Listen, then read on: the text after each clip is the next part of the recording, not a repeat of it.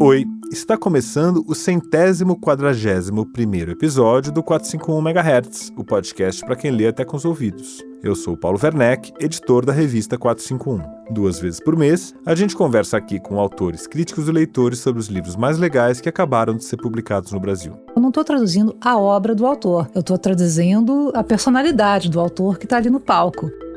É um pacto entre o leitor e o tradutor. O leitor faz de conta que está lendo uma obra escrita numa língua que ele não é capaz de ler, e o tradutor faz de conta que aquele produto que ele está apresentando provoca os mesmos efeitos do original. Esses aí que você acabou de ouvir são o Paulo Henriques Brito e a Ana Viana. A gente já vai voltar a falar mais sobre eles, mas antes eu preciso te avisar que esse episódio do 451 MHz é realizado com o apoio da Lei Rouanet e da Companhia das Letras.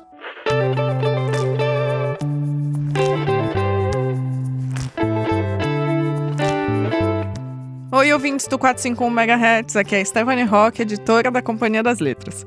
No último episódio da Rádio Companhia, tivemos um encontro muito especial. Eu conversei com a Aline Bey, que está lançando o livro Uma Delicada Coleção de Ausências, e o autor Mia Couto, super conhecido e querido por aqui. Falamos sobre escrita poética, sobre seus projetos literários e suas relações com os leitores. O papo ficou muito bacana e, surpresa, hein? Pra quem quiser, ele também tá em vídeo. Esse episódio já tá no ar, então quando acabar aqui, te espero lá, hein?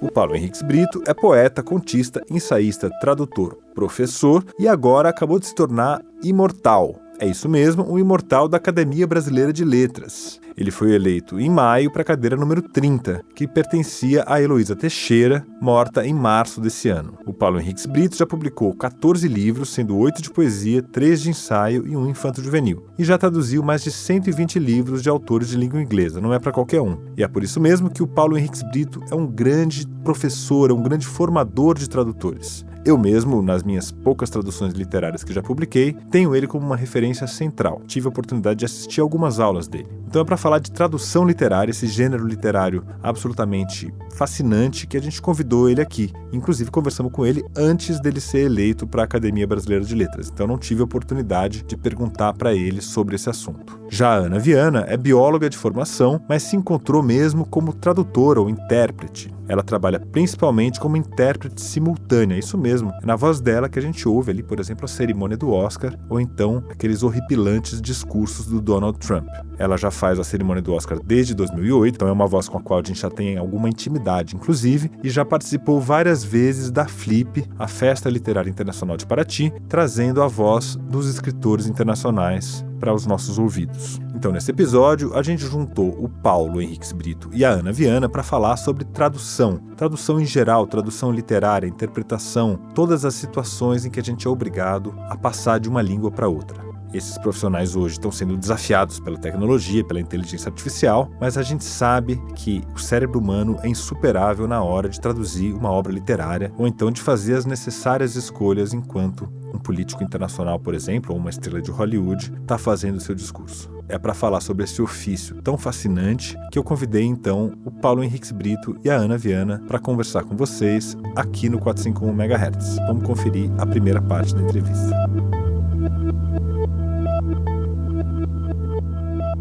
Estamos aqui com a Ana Viana, que é uma pessoa conhecidíssima do público brasileiro aí, que acompanha o noticiário recentemente, que vai à Flip, que vê o Oscar, enfim, uma voz que está há muitos anos já nos nossos ouvidos, mas a gente não necessariamente associa ao nome, ao rosto. E é por isso que a gente está aqui para conversar sobre esse assunto incrível que é a tradução literária, a interpretação, enfim, todo esse universo da mediação cultural através das línguas estrangeiras. Ana Viana, tudo bem? Seja bem-vindo ao 451 MHz. Bom dia, Paulos. É um prazer estar aqui. O Paulo Henriques Brito foi meu professor na PUC, nem sei se ele vai se lembrar, porque já faz muito tempo, em 98, e é um prazer estar aqui, falar um pouquinho sobre o meu trabalho e fazer esse paralelo aí com o trabalho fabuloso que o Paulo faz. Paulo Henriques Brito está aqui também, que é um grande herói da minha vida, eu poderia dizer, na minha vida de leitor e de tradutor literário, de editor. E volta e meia encontro um pretexto para conversar com você aqui no 451 MHz, dessa vez com uma entrevista completa, né, Paulo? Tudo bem com você? Tudo bem, eu queria agradecer a oportunidade de falar aqui mais uma vez com o Paulo. Estou aqui para responder perguntas que vocês tiverem a fazer. Eu queria que vocês comentassem por que a gente traduz, afinal de contas, e queria que falassem também um pouquinho do seu métier, assim, por que ela é tão necessária, por exemplo, a tradução literária nos dias de hoje? Eu não sou tradutora literária, então acho que o Paulo vai certamente responder melhor do que eu. E por que é necessário no meu caso? Eu sou intérprete de conferências, então quando eu faço a tradução, eu vou falar entre aspas, literária, é na Flip, dentro do contexto da Flip. Então eu não estou traduzindo a obra do autor, eu estou traduzindo a personalidade do autor que está ali no palco. E por que isso é necessário? Porque a gente está na Flip, nem todos falam a língua daquele autor, que pode ser espanhol, alemão, inglês, francês, o que for. Não faço todas essas línguas, tá? É só um exemplo. Então é necessário para que as pessoas possam se conectar com a pessoa daquele autor e não a obra. E por isso que é importante ter um intérprete nessas feiras literárias, senão você fica muito distante do que aquele autor está falando. Agora o Paulo é que faz realmente a tradução literária de verdade, de fato. Tradução literária, a definição que eu dou é uma coisa meio acaciana, mas enfim, é um pacto entre o leitor e o tradutor. O leitor faz de conta que está lendo uma obra escrita numa língua que ele não é capaz de ler, e o tradutor faz de conta que aquele produto que ele está apresentando provoca os mesmos efeitos do original. É uma coisa muito complicada. A única maneira de você julgar imediatamente o efeito de uma obra sobre o leitor é no caso da comédia. Você conta uma piada, as pessoas caem de gargalhada. Aí você conta a piada traduzida para um outro público, ninguém ri. A tradução não está boa. Mas infelizmente não há outros testes, tirando o humor, não há como você saber, as outras maneiras são todas muito indiretas, então você tem que surgir uma relação de confiabilidade, né? O leitor, a própria editora que chamou esse tradutor, o leitor, a editora, todo mundo, o autor eventualmente está vivo, mais ou menos faz de conta, combina, aceita que aquela obra que não tem uma única palavra do original, que é totalmente diferente do original, a rigor, né? Pode até estar escrito num alfabeto diferente, é em algum sentido a mesma coisa do que aquele original, aqui eu não tenho acesso. Esse seria, digamos assim, um motivo básico da tradução. É claro que a coisa vai complicar muito, principalmente nas últimas décadas, mas acho que essa definição de tradução pode ser mais ou menos aceita por todo mundo. Existe um teórico tcheco, que eu gosto muito dele, que é o Jiří Levi, e ele vai dizer uma coisa muito bacana no livro dele sobre tradução. Existem dois tipos de tradução. Podemos chamar uma tradução de tradução Stanislavski, ou tradução de fingimento. As pessoas fingem que aquele é o livro. É como você vai no teatro, quarta parede, você finge que aquele casal ali é um casal de russos que está vendendo a última casa dele, plantação de cerejeiras, e você entra no barato. Agora, existe um outro tipo de tradução também que ele propõe, que é a tradução brechtiana, com efeito de distanciamento. Você vai ver o Brecht montar, sei lá, Chekhov, e os atores vão trocar de roupa na frente da plateia, a hora vai ser um personagem, a hora vai ser outro, eles vão dar sacaneadas no próprio texto, etc., botar cacos. E existe também esse tipo de tradução, né? Uma tradução que vai acrescentar alguma coisa do original. Tipicamente isso é feito com o chamado clássico. O que é um clássico? É um livro que já foi lido, traduzido 1000 vezes, que a pessoa que vai traduzir pela enésima vez a Ilíada, a Odisseia, ou uma peça de teatro grego, ou uma peça de Shakespeare, ele vai pensar, mas realmente faz sentido trazer mais uma vez essa peça, tem tantas traduções boas? E aí o cara pensa, não, peraí, então eu vou fazer uma coisa diferente, eu vou fazer uma adaptação, vou transformar isso aqui numa crítica ao colonialismo, etc e tal, porque eu tenho certeza que boa parte do meu público já teve acesso a uma tradução do primeiro tipo, uma tradução ilusionista, é essa palavra que usa o Jiří Levi. Já havendo todo um solo preparado de traduções ilusionistas, você pode fazer essa nova tradução criativa, a tradução Exu, a tradução como você quiser chamar, né? Ana, e você, a piada é o seu terror também? Posso imaginar no calor da hora, ou então na cerimônia do Oscar, o cara vai lá, faz uma piada intraduzível, Paulo Henriques Brito levaria uma semana para resolver, e você tem que falar aquilo em tempo real. Como é que é essa velocidade? Você abdica de cara de traduzir piadas? Como é que você faz? Não abdico de cara, não. Eu acho que, obviamente, a experiência e o conhecimento, a vivência na língua te ajuda muito. Eu tenho bastante vivência, especialmente no inglês. Eu já morei nos Estados Unidos, eu leio muito, eu vejo muito noticiário, e na época do Oscar, que você se referiu, eu assisto muitos programas de entrevista, para você ficar conectado familiarizado com o que está acontecendo e as possíveis piadas, especialmente as piadas políticas que acontecem no Oscar. Então você tem esse preparo, né? Eu estou mais ou menos preparada. E aí tem a segunda parte, que é a parte do público receptor, que eu vou considerar que para o Oscar, quem está ouvindo a minha interpretação é uma pessoa que ficou de madrugada num domingo, depois de assistir o Big Brother, e está ali meio que, né, mudando canal. Então é uma pessoa que talvez não fale inglês, provavelmente não fale, que se for falar vai talvez preferir ouvir no original. Então eu vou sempre tentar botar dentro de um contexto nacional. Então você, por exemplo, ouvir programas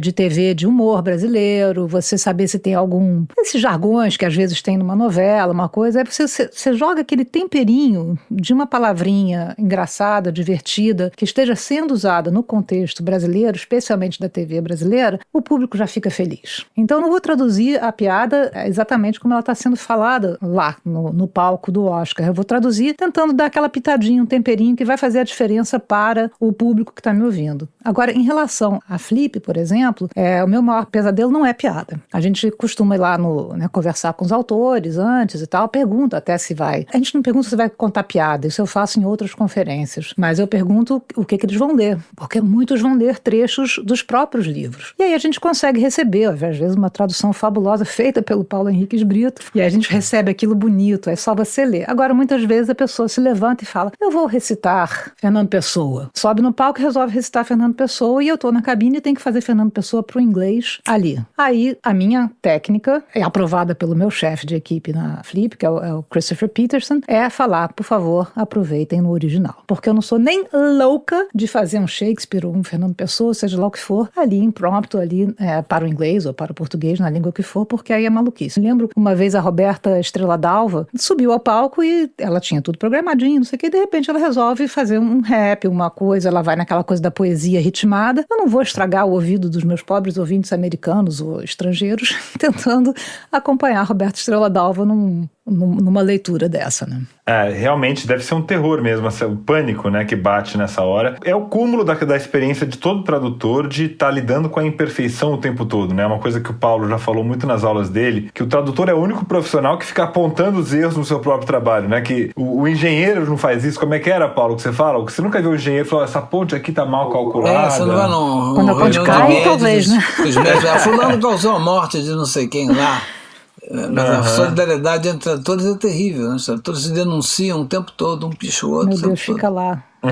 O médico, né, que nunca falou, essa ponte de safena podia ter ficado melhor aqui, esse arremate aqui na... Não, tem uma coisa ética muito forte que não tem tratores, coisa muito estranha isso. Mas isso é fascinante também, lidar com a imperfeição. Você falou uma vez, Paulo, numa aula também, que traduzia como desenhar uma escultura, porque aí dá a medida um pouco dessa impossibilidade mesmo de reproduzir o original. Agora, obviamente, a tecnologia chegou no seu, um ponto que a gente nem sabia se ia ver. Vocês devem estar lidando com a inteligência artificial direto, eventualmente tirando proveito dela. Eu queria saber como é que vocês lidam com isso. A tradução literária sempre foi algo que o Paulo falou, olha, isso aqui é impossível, um repertório de gírias geracionais, é impossível você ter isso aí reproduzido por uma máquina. Eu queria saber qual a sua visão atual dessa questão, Paulo, e sua também, Ana. Vai ter um dia que uma máquina vai poder traduzir, talvez, Henry James, razoavelmente bem. Nesse mesmo dia, você vai olhar para a máquina e vai dizer, vem cá, você acha que essa roupa vai combinar com a roupa que a fulana vai estar lá? O que você acha? Ou você acha que esse quadro fica melhor aqui na parede, um pouquinho mais de cima e baixo? E você ouvir a opinião do computador e você achar que ele tem razão. Nesse ponto, ele vai poder fazer, mas nesse ponto a inteligência dele vai ser impossível de distinguir de uma inteligência humana. Quando e se isso acontecer, aí você vai poder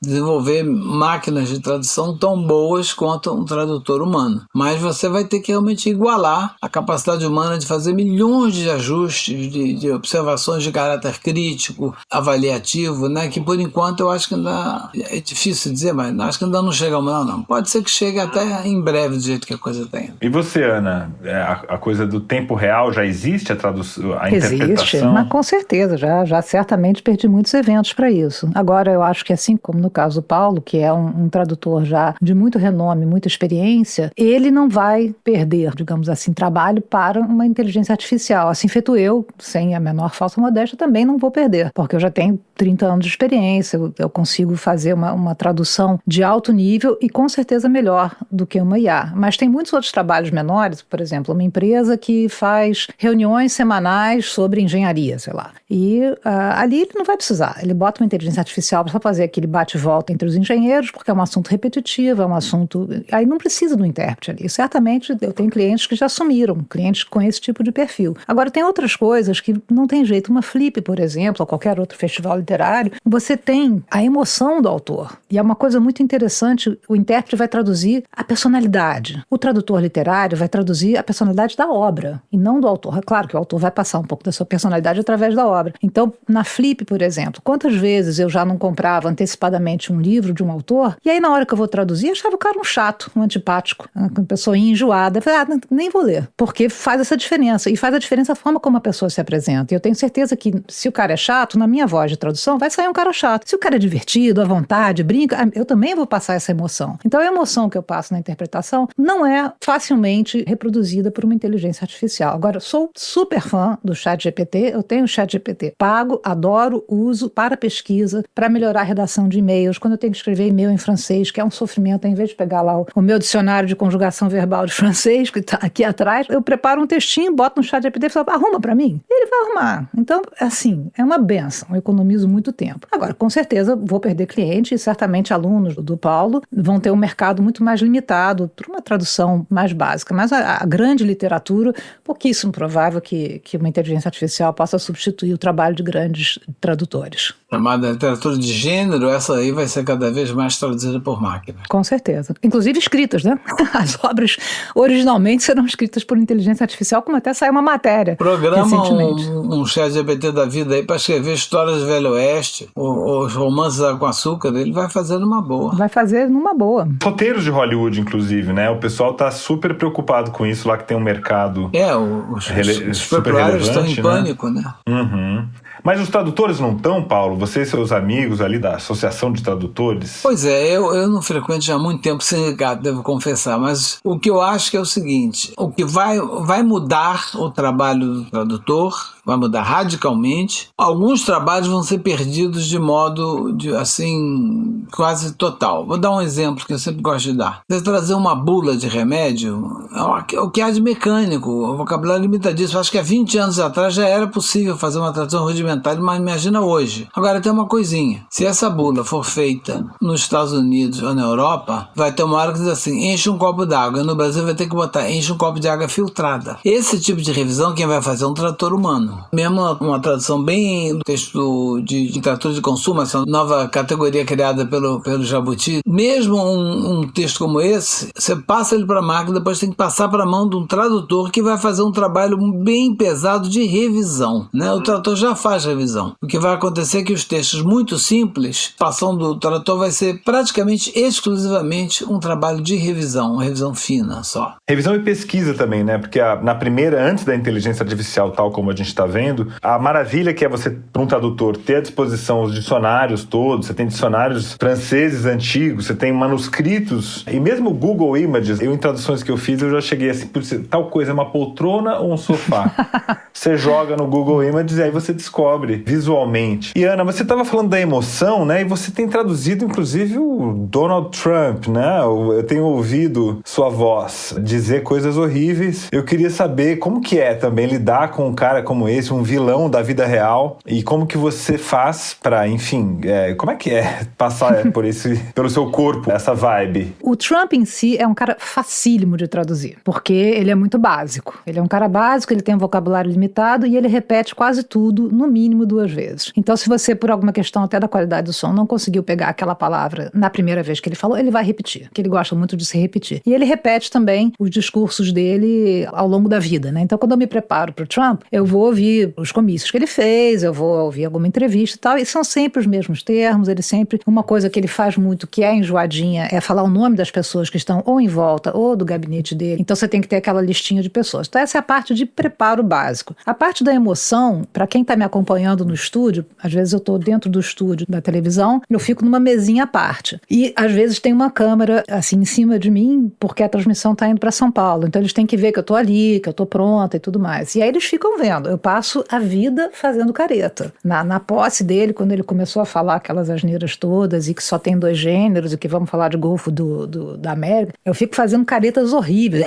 Faço assim, faço 1000 mímicas, as pessoas ficam às gargalhadas, o âncora, ou seja lá o que for, fica às gargalhadas. Agora, o mais incrível, que me deixou um pouco chocada, eu até fiz um post a esse respeito por conta do que aconteceu, assim que acabou a posse do Trump, ele foi para o Salão Oval e deu uma entrevista, alguns colegas vieram me criticar. Assim, eu acabei a entrevista, fui olhar meu WhatsApp para ver, né, a repercussão, você fica feliz. WhatsApp, LinkedIn, aquelas coisas todas, aí tava lá. Como você pôde aceitar? Aquela velha coisa, e é uma coisa que a gente aprende na faculdade, né? Eu fiz interpretação e tradução na PUC, e você aprende, olha só, se você realmente é muito contra aquilo, você não aceita o trabalho. É simples assim. Eu aceito o trabalho, não tenho o menor problema de fazer o Trump, ou a Monsanto, ou a Billington, ou o que for, não tenho o menor problema de traduzir, porque eu tô, inclusive, ajudando a passar, no caso do Trump, o quanto ele é imbecil. Então eu fui muito criticada. E aí eu falei, olha só, eu vou fazer com o mesmo afinco, com a mesma dedicação, com a mesma lealdade ao original, o Trump ou o Obama. Para mim, tanto faz. Para mim, são 2 pessoas que eu estou apenas passando o material deles. Eu suponho que o Paulo tenha autores favoritos que ele prefira traduzir, e talvez outros ele... não, esse cara é muito chato, não quero verter ou traduzir esse cara. E é assim, ele simplesmente não vai aceitar porque ele pode fazer isso. Eu aceito, eu não tenho problema moral com isso, e acho que até ajuda as pessoas brasileiras a ouvir as imbecilidades que certas pessoas falam e a ter raiva delas, feito eu tenho. Você, Paulo, não deve passar muito mais por essa situação de ter que traduzir coisas indesejadas, não, né? A editora já me dá uma opção, eles me dão 2 ou 3 livros, 2 ou 3 autores, quem que eu quero, eu escolho o que eu gosto mais, o que eu faço. De vez em quando eu pego uma coisa nova que eu não conhecia, até de curiosidade, mas via de regra eu estou sempre traduzindo os suspeitos de sempre, né? Virginia Woolf, traduziu uma época muito o V.S. Sniper, um grande escritor e uma pessoa horrível, mas um grande escritor. Ele veio visitar o Brasil e o Luiz Charles perguntou se ele estava no Rio, que você queria tomar um café com ele. Eu digo, de jeito nenhum, Luiz. Falo pelo telefone com ele, olha lá, sentar na frente do café com esse cara horroroso. Mas um grandíssimo escritor, maravilhoso. E é isso, eu acabo escolhendo realmente trabalhar com autores que eu conheço o trabalho deles, gosto, já me familiarizei, já fica mais fácil traduzir o 3º, 4º romance do escritor, sempre é mais fácil. Então hoje em dia não tem mais muito essa coisa de recusar, né? Não, esse aqui eu não traduzo hipótese alguma. Eu ia fazer muita porcaria quando eu era mais jovem. Hoje em dia eu já sou mais seletivo. E tem situações, né, Paulo, nesse diálogo de tradutor com o autor que... Não sei se você pode contar pra gente, se citou aquela história da sua correspondência com aquele grande autor de Nova York que mandou um relatório, correções na sua tradução, e você mandou uma carta maravilhosa pra ele. Você pode falar sobre isso pra gente? A agente dele me mandou uma carta cheia de correções. As correções eram hilárias. Por exemplo, eu falava na almofada de uma porta de madeira e a almofada é aquela coisa levantadinha. Aí ele entendeu, não, almofada é travesseiro, como é que pode? Aí eu mandei uma longuíssima carta explicando, olha, você não sabe português, eu não sei porque escolhendo você está pegando o dicionário, está pegando a primeira acepção, você está caindo em todas as armadilhas possíveis, não é assim que se faz revisão. Se esse trabalho devia ser feito para alguém que conhecesse português melhor, você não conhece português bem, mas eu vou explicar suas dúvidas. Aí fiz um calhamaço explicando uma por uma, tinha uns 3 ou 4 erros meus que ela pegou de fato, e o resto era só bobagem, né? E aí foi interessante que quando ela esteve no Rio, ela me procurou, foi almoçar comigo, foi extremamente cordial, problema resolvido. Daí em diante ela não encheu mais. Trabalhava na editora nessa época, eu lembro que tinha uma coisa assim, o personagem saía pra comprar pãezinhos na sua tradução. Ela falava, não é pãezinhos, é rolinhos. Rolls. Porque é rolls. Exatamente. Então ela saía pra comprar rolinhos. Rolinho, né? Vou botar com rolinho na cabeça, né? Mas dá muito isso, né? E aí você tem que dar um choque de realidade. Outros escritores não, que você sente que tem consultores bons, né, de português. Aí você vê que a pessoa que fez a sugestão pessoa que realmente gosta de português, a sugestão realmente é boa, isso acontece. E começa pela escolha também do tradutor, né, Paulo? O eventual escritor preocupado com as suas traduções pelo mundo, se ele sabe que é você e pesquisa o mínimo, ele saca que é um grande tradutor, né? Então acho que tem que ter esse pacto de confiança também. Tem que ter um pacto de confiança também, né? E a partir de um certo momento você tem que também se responsabilizar, eventualmente vai sair uma bobagem ou outra, mas que o do grosso da sua tradução seja uma tradução séria. Ana, uma coisa que o Paulo fala nas aulas dele também é sobre uma certa lei de compensação que você vai fazendo na tradução, porque às vezes não cabe uma palavra numa fala, um xingamento, uma palavra típica do inglês, mas que no português fica esquisito. Você fica devendo, entre aspas, aquilo e eventualmente paga essa dívida numa outra fala. Enfim, coisas que só um mestre como o Paulo ali sabe fazer. Eu queria saber, você também certamente escolhe o que não traduzir, né? Como é que você faz em tempo real essa edição do texto do outro que você acaba fazendo? Primeira coisa é a qualidade, né? Eu me lembro quando eu fazia minha aula na PUC, você tem os 3 níveis de qualidade de tradução. A qualidade mais alta é a tradução escrita, porque você tem a seu favor o tempo de pesquisa, de contato com o autor, etc, etc. Depois é a consecutiva. A consecutiva é aquela tradução que você ouve, sei lá, um parágrafo, e aí você traduz e vai verter aquele parágrafo para a língua, né? E aí você, naquele momento, você tem tempo de ouvir e digerir um pouco melhor. E a última, a pior qualidade, é a interpretação simultânea, porque é ali na hora. Se a palavra não veio, você vai ter que se virar, vai inventar, vai usar uma palavra como elemento, ou como indica o autor, vai ter todos esses modos de você contornar. A compensação acontece, às vezes, se você consegue mais adiante na fala do autor, lembrou de uma palavra, ou com o seu colega, e é por isso que a gente sempre trabalha em dupla, o colega que está ali do seu lado, que está com a cabeça descansada, não está tendo que ouvir e falar ao mesmo tempo, vai pensar numa solução melhor que a sua. Ele vai te passar ali anotadinho. Então você consegue mais pra frente, se o autor para respirar, você consegue dar uma recuperada, que nem fazem em televisão. Recuperar uma imagem, você consegue recuperar aquela palavra, aquela estrutura, ou uma piada, ou o que for. A questão do registro, que é super importante, como eu trabalho para uma emissora grande, nem sempre eu posso falar palavrão. E no Oscar, por exemplo, fala-se muito palavrão. Vira e mexe e solta um fuck, solta alguma coisa e você... E aí você já tem uma tabelinha ali do que... Eu combino. Eu combino porque senão antes... aquele shit que vira Jesus, né? Não, eu falo assim, o shit pra mim é droga, né? Ai, que droga! Agora, eu tenho 60 anos, então às vezes saem umas bobagens, assim, ai que meleca! Uma coisa que ninguém falaria no Brasil de hoje em dia, por isso que é importante você se atualizar, vai assistir um pouco de novela, ou o que for. Mas eu combino antes com os produtores e falo, olha, o que eu posso falar? Eu posso falar merda? Eu posso falar, vai se fuder? E, por exemplo, aquela história famosa do tapa que o Will Smith deu. Ali, por exemplo, ele sobe ao palco e fala, né, não coloca o nome da minha mulher na porra da tua boca. Eu usei porra, porque ali foi uma situação drástica e eu usei o que ele falou.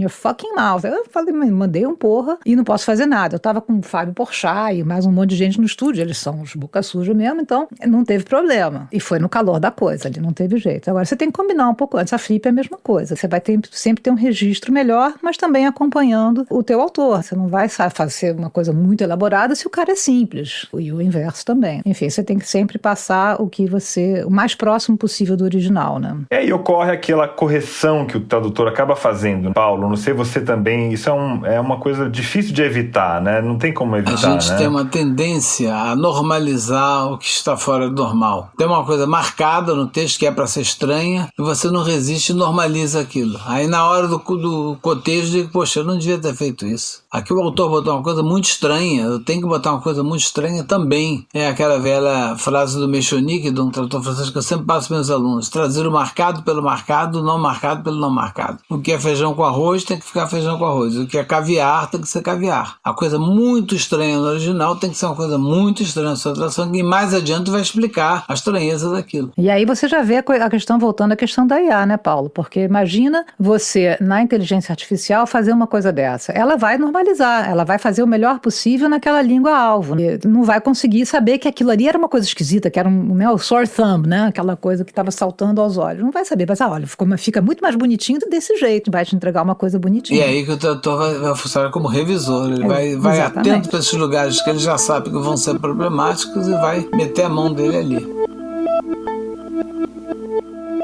E E agora eu quero dar um recado para você que é ouvinte aqui do 451 MHz. A gente sabe que você nos acompanha e agradece pela sua audiência. Mas será que você já é um ouvinte entusiasta? Com uma pequena contribuição mensal, você apoia financeiramente a realização do podcast e ainda tem o seu nome lido no final do programa como forma de agradecimento. Além disso, você recebe uma assinatura digital da 451 e com ela tem acesso completo a tudo que a gente já publicou sobre o mundo dos livros no nosso site e também nas nossas newsletters, além de vários outros conteúdos que a gente produz para quem ama livros. E se você virar um ouvinte entusiasta, você também ganha acesso ao nosso clube de benefícios, que dá direito a descontos de até 40% nas melhores editoras brasileiras. Então eu te convido a ir lá no 451.com.br e fazer a sua assinatura. E aproveita para explorar o nosso site, que traz tudo sobre os últimos lançamentos nas livrarias, os debates relevantes na sociedade e foi realizado com o apoio dos nossos leitores. Eu também queria te contar que todos os episódios do 451 MHz têm uma página de repertório lá no nosso site. Essa página reúne vários links, referências e outras informações sobre os nossos autores, sobre o assunto da conversa e também os melhores momentos. Então é só entrar ali na seção de podcasts do site da 451.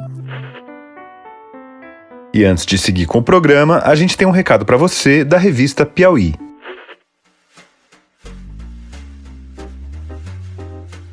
Oi, ouvintes do 451 MHz. Eu sou Mário Faria, diretora do Foro de Teresina, e quero convidar vocês para uma edição ao vivo do podcast de política da revista Piauí, no sábado, dia 21 de junho, na Feira do Livro.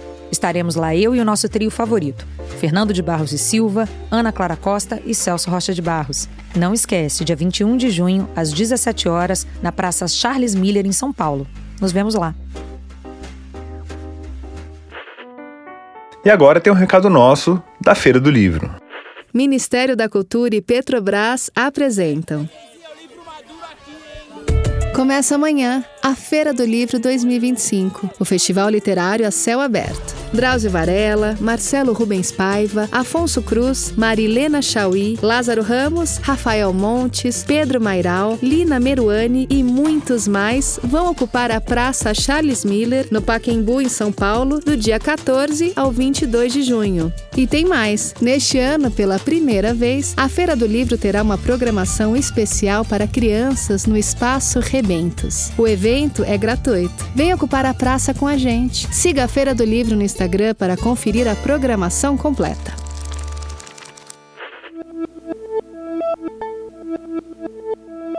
E agora vamos lá para a segunda parte da conversa com o Paulo Henriques Brito e a Ana Viana.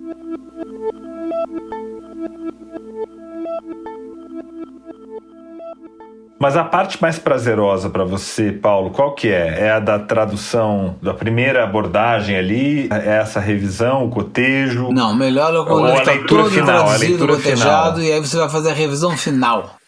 Aí você meio que esquece do original. Será que esse meu texto é um bom texto? Aí você vai lendo. Eu leio 10, 20 páginas. Aí eu tenho uma dúvida, vou no original, consulto. Mas o importante ali é o meu texto. Eu vou evitar ao máximo consultar o original. Esse é que é o prazer. Que você sente que é ali que você está realmente botando os pingos nos i e o texto está ficando com cara de gente, né? Isso para mim é melhor. Você se distancia, né? Você se distancia já do original. Daquele filme que você fez há meses atrás, você já vai olhar para aquilo com olhos diferentes. Porque o cotejo eu vou fazer do capítulo por capítulo. A revisão final não. É quando fechou tudo, eu pego o livro antes de mandar para a editora e fico assim, dependendo do tempo, do tamanho do livro, 1 semana, 2 semanas, lendo linha a linha e dando aquela burilada final. E uma coisa que a página 2 estava assim na 20, ficou assado, não, tem que ter coerência, você começa a pegar essas coisas. É muito bom. Aí que dá pra curtir também as soluções, né? Pô, ficou bom esse negócio aqui. Que nessa hora. Aquela coisa que ficou da tua cabeça mesmo, quando você vê no contexto, vou botar assim, é muito bom. Deixa eu contar uma coisa engraçada, você falou essa coisa de quando você fica feliz com as tuas soluções. Eu me lembrei de uma passagem divertida num congresso há muitos anos, eu estava ainda em início de carreira. E quando você fica feliz, quando você tem uma solução bacana, né? E a pessoa falou em inglês, "The early bird catches the worm". E aí eu falei, Deus ajuda quem cedo madruga. Aí eu olhei, ainda virei pra colega, falei, mandei bem e tal, fiquei tudo orgulhoso. E aí o cara continuou falando de pássaros e minhocas e eu estava presa com Deus e quem acorda cedo. E você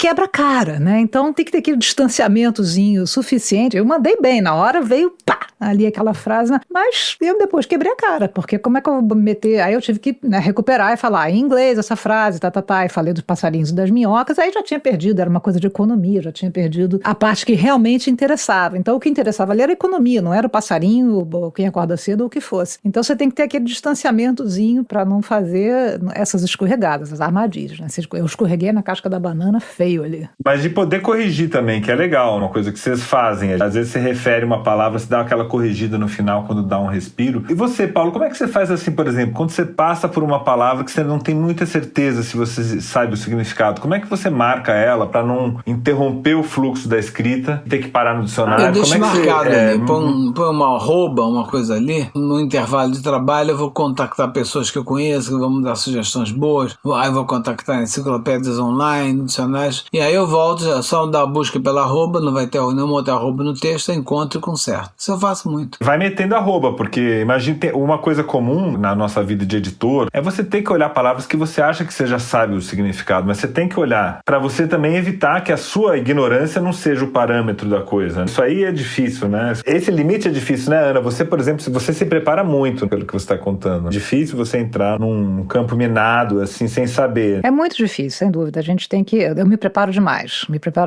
Eu tenho que, no mínimo, saber o nome da pessoa que está falando. A gente está aqui falando de tradução literária, mas... E o Oscar, e Trump e tal, mas o meu ganha-pão é evento de medicina, por exemplo, ou de segurança. Então, eu tenho que estar preparado e eu tenho que ter um vocabulário para aquilo, né? Eu preparo para aquilo especificamente. O que é muito importante é a vivência na língua original. Claro, na sua língua nativa, eu traduzo muito para o português, mas como eu tenho um bom inglês, eu faço muita cabine para o inglês. Se eu vou fazer uma cabine para o inglês, eu tenho que ter muita vivência naquele inglês. No inglês, no caso, muito mais americano do que os outros. Agora, eu faço também francês e faço também espanhol. Dou espanhol para o português e dou francês para o português. Aí é muito mais difícil. Se eu tenho um evento em que eu sei que vai ter um autor francês, eu mergulho na língua francesa do país daquele autor. Se for a França e tal. É muito mais difícil você fazer uma tradução de uma língua na qual você não tem essa vivência. Mesmo que eu fale bem francês, eu tenho morado na França, aí o cara vem, sei lá, do Senegal. Eu tenho que mergulhar no francês daquele cara, do país daquele cara, para poder fazer uma boa tradução. E se o cara fala um termo que eu não tenho certeza, eu vou pular. Eu vou pular com certeza, para não cair nessa armadilha de, eu não sei se no Senegal isso é isso, né? Na França eu sei que é, mas no Senegal eu não sei. Quem não se prepara olhando a língua original ou o autor original, quebra a cara. Ou vai fazer uma coisa pobre. A língua de partida, como se diz no jargão, tem a língua de partida e de chegada. Parece ser mais decisiva no seu caso. O tradutor literário, existem vários casos de grandes tradutores que não conheciam direito a língua de partida, né? Você tem tempo. Na tradução literária,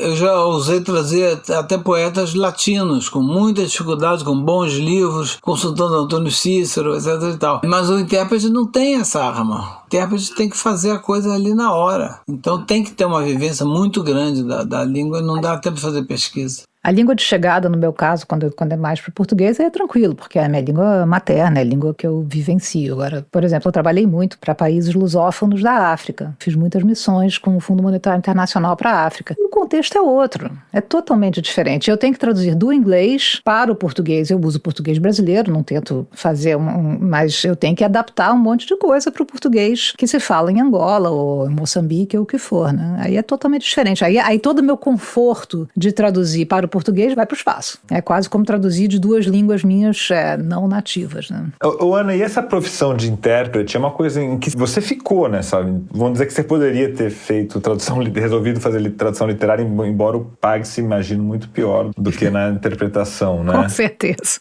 Como é que essa é uma vocação em que se fica? Porque dá a impressão, às vezes, que é um trabalho passageiro, né? De pessoas brilhantes que, o cara tem uma capacidade cerebral fora do comum, ele traduziu, conheço várias pessoas. Você ficou. A maioria fica? Como é que é o pessoal, a sua fauna?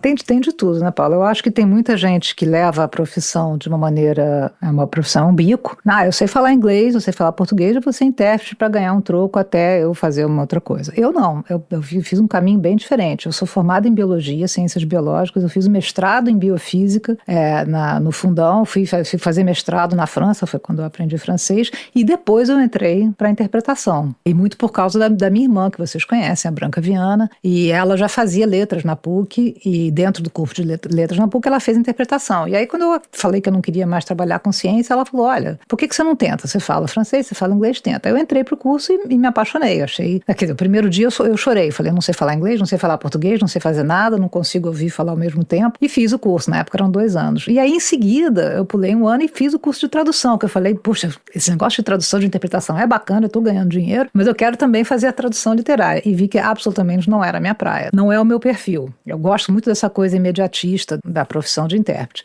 Então, colegas, vai ter colega de tudo quanto é tipo, Paulo. Tem um colega que realmente vai fazer aquilo como um bico, que pensa, poxa, o intérprete ganha, sei lá, R$2.000 por dia, deve estar rico e tudo mais, e vai tentar fazer um bico. Agora, eu sou assim, desde o início da minha profissão, eu sou uma grande defensora do intérprete profissional, da carreira, eu faço parte da grande associação internacional, eu faço parte de 3 associações nacionais e faço assim parte mesmo, participo dos comitês, já fui vice-presidente, secretária, etc. Eu gosto dessa ideia da profissionalização. Agora, cara, eu acho que é uma profissão não regulamentada, qualquer pessoa que fale línguas supostamente pode fazer uma tradução, uma interpretação, e vão cobrar 1/10 do que eu cobro e vão ganhar lá o seu troco. Agora, elas vão ter um nicho. Eu tenho muita certeza que o meu nicho eu tenho garantido. Pode diminuir um pouco uns meses, ganhar os outros, mas eu tenho meu nicho garantido assim, feito o Paulo. Ele não vai perder o trabalho dele para IA. E o Congresso dos Intérpretes tem intérpretes também? Não, né? Tem. Poxa, como tem, e é importante, inclusive, a gente teve agora a nossa última Assembleia Internacional da Associação Internacional em Lima, no Peru, e aí essa é uma oportunidade, por exemplo, para os pré-candidatos à associação serem ouvidos, porque é uma associação de avaliação por pares, então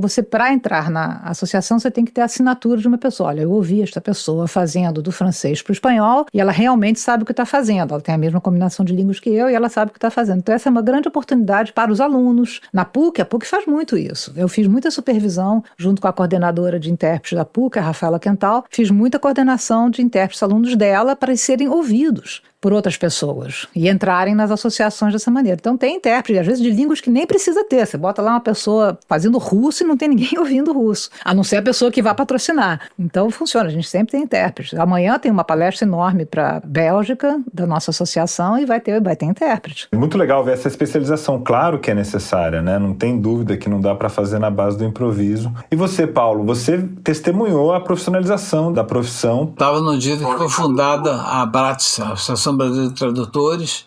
Eu tinha 21 anos e estava lá presente Paulo Rony e Sérgio Buarque de Holanda. Foi uma coisa assim, muito emocionante. E aquele foi o ponto de partida, foi em 74, por aí, 75. E aquele foi o ponto de partida para o sindicato, que o sindicato existe até hoje. Depois a ABRATS foi refundada, me explicaram por quê, eu não entendi, mas a ABRATS que eu ajudei a fundar é o atual sindicato dos tradutores. O grande problema aqui é que existe uma legislação e a legislação é sempre burlada da seguinte maneira. Está na lei que o direitos autorais do livro, uma parte vai para o tradutor, que ele é considerado um coautor. Só que para a editora te dar o livro, ela te faz assinar um contrato dizendo que você abre mão voluntariamente da sua parte dos direitos autorais. Então é um problema. Aí você vai negociando, né?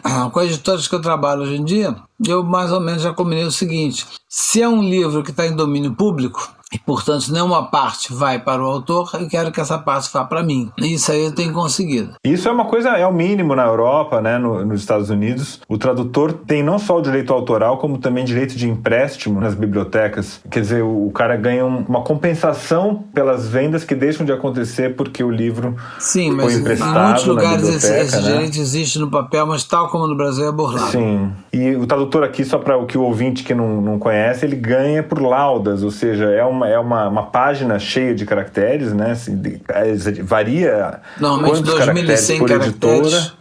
Contando espaço. 2.100 nas editoras aqui de São Paulo. No Rio tem uma lauda de 1.800, uma de 1.400. A gente sabe que tem laudas de tamanhos variados. E aí é um valor fixo que, obviamente, não chega nem perto dos investimentos necessários quando você vai, por exemplo, aprender alemão, passar a sua vida se dedicando a estudar um autor e virar um grande tradutor. Quer dizer, todo o investimento cai na conta da pessoa física. Ô, Paulo, aproveita que a Ana contou um pouquinho dessa trajetória dela para contar você também. Como é que você virou tradutor? Foi por causa do Bob Dylan? Qual que foi a origem desse nenhuma negócio criança diz que quer ser tradutor quando crescer. Nenhuma criança quero ser tradutora. Ninguém vai dizer isso. Não há um incentivo para isso e até muito recentemente não havia nenhum curso de nível universitário. O da PUC, que é de 1968, da PUC Rio, foi o primeiro. Hoje já existem alguns outros, mas não muitos. Então, você é levado para a tradução por meios assim muito indiretos. Eu estava estudando cinema na Califórnia, por exemplo. Tinha amigos que gostavam de literatura, interessados e não sabiam ler português. Então, para mostrar para eles, traduzia um conto da Clarice Lispector, traduzia um poema do Fernando Pessoa, do Drummond, assim, sei lá. Um dia de manhã ele acorda e fala, vou traduzir Clarice Lispector. Tá. Eu tinha tempo, eu era estudante. Como a gente tem tempo quando é estudante? Nossa, sobra tempo. E aí eu fazia essas coisas. Então, eu já estava mais ou menos com isso. Mas eu usei a maior parte do meu tempo na Califórnia para escrever contos. Eu escrevi um monte de contos. E filmes acabei fazendo pouco, desisti, vim para o Brasil. E aí trouxe a minha bagagem uma pilha de contos em inglês, que eu achei que ia ficar morando lá. Então, minha primeira atividade intensa de tradução foi pegar os contos que eu tinha escrito em inglês na Califórnia e passar para o português. Acabou que quase todos esses contos, ou boa parte deles, saíram dos meus 2 livros de contos. O último livro que eu publiquei, 5, 6 anos, tem contos lá que eu comecei a escrever na Califórnia em 1972. Castiçal Florentino, né? Você está falando do Castiçal, né? Mesmo no Castiçal ainda tem contos que eu comecei a rascunhar na Califórnia. Então eu já estava me preparando para isso. Aí vim para o Brasil, fazer letras, comecei a dar aula de inglês particular, eu era professor do IBEU, dava aula particular, mas para ganhar mais dinheiro comecei a fazer tradução. E aí me botaram em contato com uma editora, e essa foi para uma outra e por aí vai. E quando eu vi, eu estava com essa vida dupla, né, de professor e de tradutor. Acabei virando professor de tradução na PUC, primeiro no IBEU, depois na PUC, onde é uma das disciplinas que eu dou até hoje, a tradução de poesia. Dessa disciplina na pós-graduação. Você, de certa maneira, fundou sua escola de tradutores, para usar outro título do Paulo Rohner, porque você trouxe... Tem um monte de gente aí que está Caetano Galindo, né? Vários tradutores de uma geração mais nova que a sua, que estão, enfim, tem no seu método ali, na sua ginga Não, o Caetano já um tradutor excepcional quando eu conheci ele. Acho que ele já estava pronto quando eu conheci ele. Mas eu pego muitos alunos na PUC de poesia que estão interessados que eu bolei uma metodologia de análise de poemas e de traduções poéticas. E muita gente vai na PUC até para aprender a fazer isso comigo. Alunos até de outros lugares vêm para lá e é muito legal. Na verdade, eu estou desenvolvendo um método que foi criado nos anos 50 pelo Cavalcante Proença. Eu só estou estendendo o método dele, aplicando a verso livre, coisa que ele não chegou a estudar calma, né? E é muito legal você formar uma pessoa, sentir que ela aprendeu a trabalhar com uns métodos que você está desenvolvendo. É muito legal isso. A PUC virou esse ambiente de fermentação de tradutores, né? Ana, você foi aluna, você contou, você foi aluna do Paulo? Você chegou a ter aula com ele? Fui aluna dele, eu fiz o curso de tradução em 97, 98, era 2 anos, eu fiz a parte de versão. Ele me deu aula de versão. É estranho esse nome, né? Mas é a tradução do português para o inglês. Para uma língua estrangeira. Isso, para uma língua estrangeira. Por que se chama versão? Induz a erro, vocês não acham? Acho que só tem em português isso. Em inglês não existe, né? Isso não. Que é tudo tradução, né? Tudo é versão também, né? Porque é uma versão de uma outra coisa, né? Mas enfim, a gente fala de verter, né? Eu cheguei a traduzir 10 livros do português para o inglês e uma infinidade de papers, artigos. Eu nem saberia dizer quantos. Mas o grosso do meu trabalho, os 119 livros que eu traduzi foram para o português. Meu Deus, 119, olha que coisa. E está se aventurando na literatura infantil agora, Paulo. Pois acabei de lançar. Qual é o título? As Incríveis Aventuras do Super-Herói Cupcake Gigante e seu fiel escudeiro Jarbas. Tá saindo pela editora 34, né? Já saiu. O Paulo é um dos convidados da nossa Feira do Livro aqui no Pacaembu. Vai ser intimado a falar sobre o Cupcake lá na nossa programação infantil, Paulo. Você vai estar aqui com a gente então. Vou participar duas vezes. Uma sobre poesia com Glauco Matoso e uma de literatura infantil com Fabrício. Com Fabrício Corsaletti. Que maravilha. Eu queria encerrar aqui a entrevista pedindo para vocês, por favor, darem aí, se perdoem esse pedido, mas assim, alguns macetes ou conselhos para quem está entrando nessa área. Queria perguntar para você primeiro, Paulo, eu sei que você detesta aqueles aventureiros que chegam com traduções de poesia, né? Você ali é o cara que traz a técnica muito na tradução. Queria ouvir, assim, qual é o conselho que vocês dão para um jovem tradutor? O primeiro conselho é ler muito na língua para a qual ele traduz. Primeiro, tem que ser muito muito bom em português. Segundo conselho, leia muito também na outra língua da qual você está traduzindo. É menos importante, mas é muito importante também. É isso, acho que são os 2 conselhos básicos. Lê muito, escrever muito também. Beleza. E você, Ana, qual é o seu conselho? Bom, primeiro, antes de mais nada, fazer formação, né? Não é só porque você fala 2 línguas que você pode ser um intérprete ou um tradutor. Então, formação para mim é essencial. E a formação contínua. Até hoje, eu faço pelo menos um curso por ano em alguma área da interpretação. Agora, em agosto, eu tenho um curso na PUC de tradução para a língua B, né? Que é a versão, né? Do português para o inglês, no meu caso. Então, formação contínua e treinamento. E um truque que eu sempre sugiro para todo mundo é podcast. Para interpretação é muito importante. Ouça podcast na língua original e na língua, enfim, na língua para a qual você está traduzindo, para ter justamente esse feeling do que está acontecendo naquele país de origem e no país meta, né, no país alvo, para o qual você está traduzindo. Podcast, para mim, é vida. Eu já ouço podcast há, 15 anos e eu não sei viver sem. Maravilha.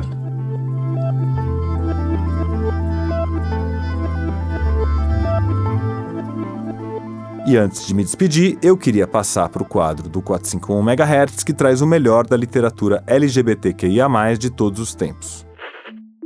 LGBTQIA+, significa lésbicas, gays, bissexuais, trans, queer, intersexuais e assexuais. A cada episódio, a gente convida autores e grandes leitores em geral para indicar os livros que foram marcantes, as leituras recentes e outras dicas literárias LGBTQIA+, imperdíveis para todos os leitores. O quadro de hoje traz uma dica do escritor e coreógrafo Wagner Schwartz, que publicou o romance A Nudez da Cópia Imperfeita a partir de um episódio que ele viveu envolvendo fake news numa performance que ele realizou, um caso que deu o que falar naquela época. Aqui o Wagner indicou o romance João, de Rony Rodrigues, que foi publicado pela editora Telaranha em 2024.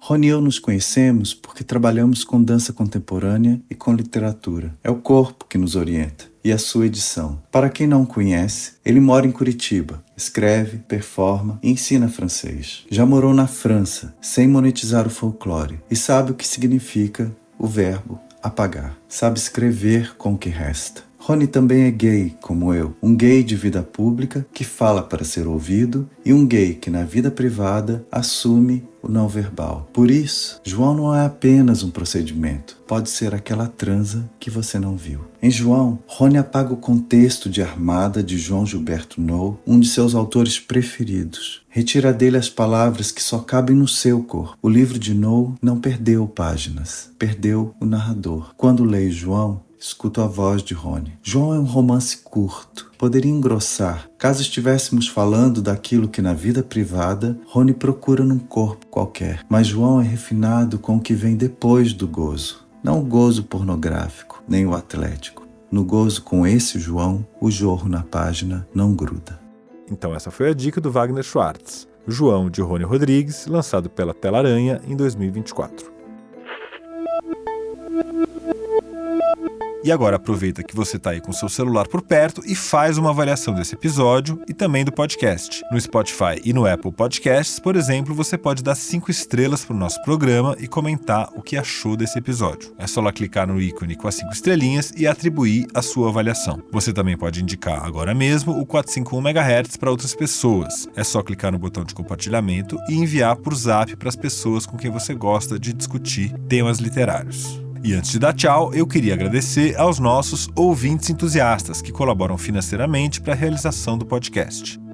Então, muito obrigado ao Alexandre Luiz Pereira da Silva, Alexandre Vidal Porto, Ana Carlos Dias Braga, Ana Maria Pedrosa Sá Freire de Souza, André Viana, Bruno Felipe Simões Costa, Bruno Schultz, Cristiane Gonçalves dos Reis, Cristiane Boulos, Daniela Falcone, Diana Radomisler, Diane Maia, Eliane Marta Teixeira Lopes, Elisa Von Randel, Érica Jorgino, Fábio Calvan, Flávio Francisco de Moraes, Guilherme Sorgini, Gustavo Senechal, Irene de Almeida Biasoli, Jaime Mendes, José Francisco Simino Mansur, Kellen Gutierrez, Leila Lima, Lorena Grise, Lucas Felipe Vosgrau Padilha, Lúcia Guimarães, Luiz Gustavo Leme, Márcia Cristina Fraguas, Marcos Apóstolo, Maria de Lourdes Maciel Silva Silva, Maria Filomena Gregório, Maria Paula Barbosa, Maria Rosalina Silva, Mário Rico Fernandes, Matheus Cacique Moraes, Murilo Carvalho, Patrícia Rodrigues Sanches, Paula Fontana Fonseca, Pedro Cogo, Priscila Valverde de Oliveira Vitorino, Ramon Limeira Cavalcante de Arruda, Regina Gomes Sodré, Richardson Thomas Silva Moraes, Rodrigo Bittar, Rodrigo dos Santos Crepaldi, Rodrigo Moura, Samuel Valim Bolonha, Thiago Barreto, Valéria Midena, Valessa Lopes Baldim, Vitor Ribeiro. Muito obrigado a todos os nossos ouvintes entusiastas. É isso aí, chegamos ao final do 141º episódio do 451 MHz. O nosso próximo programa vai ao ar no dia 27 de junho. Então eu te convido a passar lá no Pacaembu, na Feira do Livro, que está começando amanhã, dia 14 de junho, e vai até o dia 22. O 451 MHz é uma produção da Associação 451 e eu sou o Paulo Werneck.